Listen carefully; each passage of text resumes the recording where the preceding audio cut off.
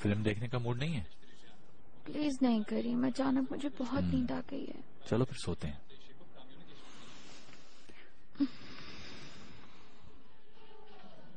क्या हुआ? करीम, कभी तुमने उसको गौर से देखा है? प्लीज बीनू। जब तुम्हें भाई कहती होगी तो कितनी प्यारी लगती होगी। जब तुमने उसे बहन कहा था तो वो कितनी खुश हुई थी। अब तुम इतनी आसानी से उसकी जिंदगी से कैसे निकल सकते हो करीम? और अब अगर ऐसा हुआ तो वो क्या सोचेगी? सानिया की जिंदगी भी अगर तुम्हारी जैसी हुई तो?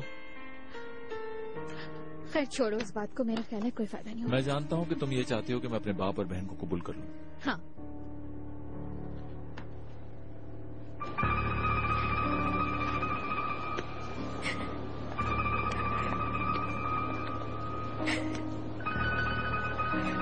बाबा प्लीज मुझे छोड़ के मत जाइएगा।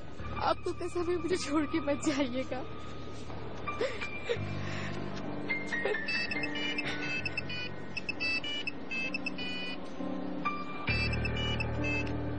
क्यों किया है मुझे फोन? सानिया क्या हुआ है सानिया?